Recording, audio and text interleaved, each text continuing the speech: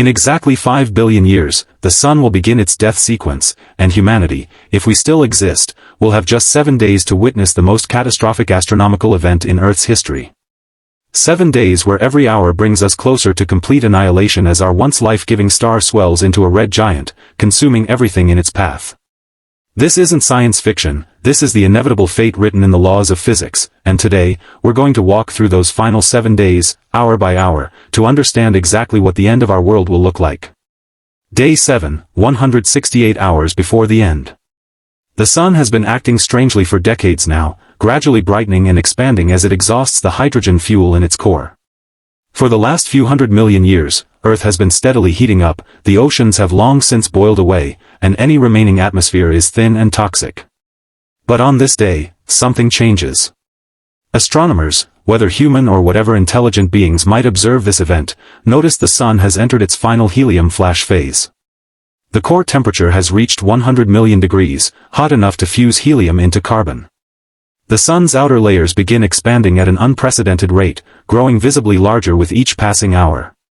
If you could stand on the scorched surface of Earth, which by now resembles Mercury more than the blue planet we know, the Sun would fill nearly a quarter of the sky, a bloated orange monstrosity pulsing with barely contained fury.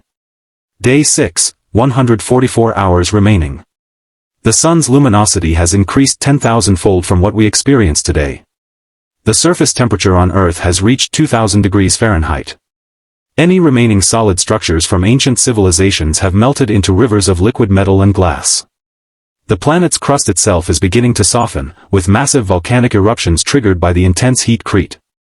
Hour 1, the final 60 minutes. The last coherent chunks of Earth's former core, massive globs of molten iron each weighing billions of tons, plunge into the deeper layers of the Sun. They accelerate as they fall through the density gradient, heating to millions of degrees. When they reach the convective zone where plasma currents flow like vast underground rivers, these final remnants are torn apart and dispersed. The iron nuclei, forged in the heart of ancient supernovae billions of years before Earth even formed, now join the fusion process. Though iron cannot fuse to produce energy, it can be broken apart in the intense radiation field, releasing its constituent protons and neutrons to be recombined into other elements. The Sun's mass increases infinitesimally, but measurably, by exactly 1 Earth mass. Somewhere in the outer solar system, robotic probes or surviving outposts, if any exist, record the gravitational fluctuations as Earth's mass is absorbed. 0 hour, the end. Earth is gone. Completely, utterly, irreversibly consumed. Where once a blue marble harbored oceans and continents, forests and cities, countless species and perhaps billions of years of human or post-human civilization, there is now only the roiling surface of a red giant star. The Sun continues its expansion, eventually reaching beyond Mars's orbit, before finally shedding its outer layers entirely in a spectacular planetary nebula. The core will contract into a white dwarf, a dense stellar remnant about the size of Earth, ironically, glowing with residual heat for trillions of years. The heavy elements from Earth, along with those from Venus and Mercury and the Sun's original composition, will be blown into interstellar space by stellar winds, eventually condensing into new clouds of gas and dust. In a few 100 million years, those clouds will collapse to form new stars and new planets, and the atoms that once composed Earth will be recycled into new worlds. Perhaps one of those war